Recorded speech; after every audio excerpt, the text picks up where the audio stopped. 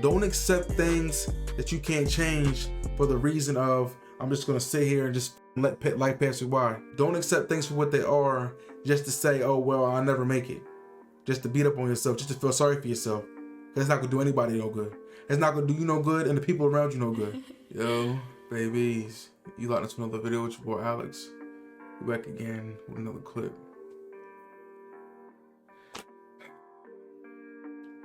I want you guys to be very careful with the red pill and the black pill, or any other, ideologies or proxyologies. And I say that to say these things are different ways of thinking. They're mindsets, practices that you can go through and use in your arsenal, right? You know what I'm saying? Everything you see, everything you hear isn't always meant to be taken literally. Even with religions, you'll see things and take them as law. Nothing is set in stone. Nothing is 100% law. You take what you need or take what you find useful and you apply that to yourself.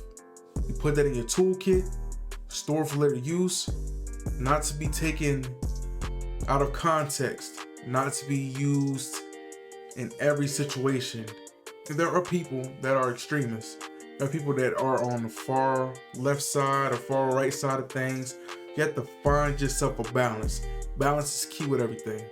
You have to be able to discern certain things and understand that, okay, you're interpreting something. Get a few ideas, get a few viewpoints from different people, get different perspectives on certain things. But you can't just sit there and be consumed by the red pill or the black pill. You don't want something to consume you to the point where it's taken away from your ability to interact with others.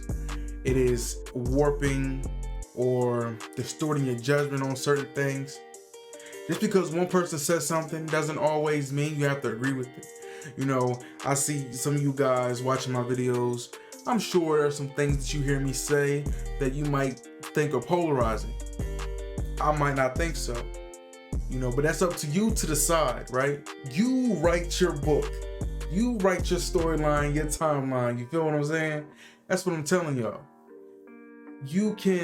I watch a lot of different videos. I get different viewpoints, different perspectives from different people. It is good to still be on one side, but be able to understand where the other side is coming from. Even if you don't agree with them, you can put yourself in their shoes, kind of like. You can put yourself in someone else's shoes and see, okay, well, coming from their stance, coming from their viewpoints, I could understand how they may feel a certain way about a certain topic, right? Let's just say somebody's watching a guy like AMS and hears him say something outlandish like, yeah, I used to have to cheat my asshole when she would do dumb shit. And he's like, yo, what the fuck? Like, you just sit there listening to this, taking this in, and like, yo, what the fuck are you talking about? But whether he was literally saying it or figuratively saying it, he meant I punished her for something she done wrong. She disrespected me, I had to punish her. That was an extreme punishment or extreme way, figurative language. That was some extreme figurative language, but he's still getting the point across. It gets your attention, right?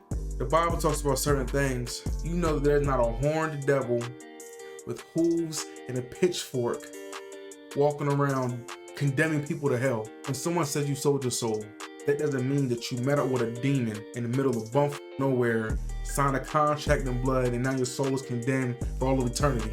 No, that's not what that means.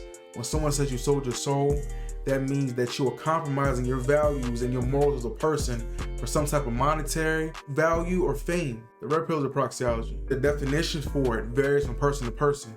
Everybody has their own definition of what it could mean for them. It does not literally mean that you are a misogynist, like women try to say you're a misogynist, you hate women. I interpret the red pill as a set of rules or a mindset for you to ultimately become the best version of yourself. So leveling up physically, mentally, spiritually, financially, and in your relationships. Self-improvement on yourself to the best of your capability so that you can attract all of the things that you want in your life. This means that you are not simping. If you are a guy, the sole purpose on this earth is just to chase women, you are lost, sir. And you need to find a higher power or a truer meaning, a more fulfilling meaning in life, because that is not it. And then you wonder why these women are cheating on you and running off on you and with your best friend and this, that, and the third, when the whole time is they are not attracted to guys that chase them. They are attracted to men who chase their purpose. Their purpose. You need to find your purpose in life, dude. Stop being a bitch. I know some guys will rather build with a female, want a female, they want to go 50-50 on things. That's cool, bro. That's cool. For you. That's cool for you, bro. If that's what you were brought up on, if that's what your, morals, ethics, and codes rely on for you to build with the female half and half, I get it. The world is a cold place. The world is a hard place. I guess it makes sense on paper. But why not take the extra step? Why not take the extra mile? Build all this by yourself. And then if you decide, you want to have a female, you can invite her in. But I'm not saying that this female is not of any value, that she just coming in and just, enjoying the fruits of your labor, even though that may be how it's presented. Nah, bro. Friendships, girlfriend relationships, every relationship is transactional to some degree. The black pill is a mindset that people think your genetics are the only thing that matters. If you don't have good genetics, you are doomed to fail. You're only getting so far in life, and that is just not true. I see ugly motherfuckers all day long, richer than a bitch. Genetics definitely help, but genetics are not the only determining factor to how well you do in life. The main determining factor for you to get what you want in life is your willpower, your ability to navigate through life with the cards you were dealt, and you just being able to adapt. You being able to adapt to the cards you were dealt in life. That's all it is. Yes, everybody's not going to have the same advantages. Everybody's not going to have the best start. Everybody's not going to have the same path that you did. Some people start off further than others. That's okay. But what are you going to do about it, right? And you having this defeatist mindset, this nihilistic mentality. Oh yeah, you must accept the things you can't change. Yes, accept the things you can't change. Only for the purpose of making life easier on yourself. Don't accept things that you can't change for the reason of, I'm just going to sit here and just let life pass you by. Don't accept things for what they are just to say, oh, well, I'll never make it. Just to beat up on yourself, just to feel sorry for yourself. That's not going to do anybody no good. It's not going to do you no good and the people around you no good, right? You need to be the best version of yourself. You need to work constantly on yourself with whatever cards you were dealt. Because always keep in mind that somebody out there has it worse than you do. Be grateful instead of complaining. You know what I'm saying? And that is the start. That is the start to you becoming a better man. And with that being said, what are you going to do about it, bro? What are we going to do about it, bro? I'm right here with you.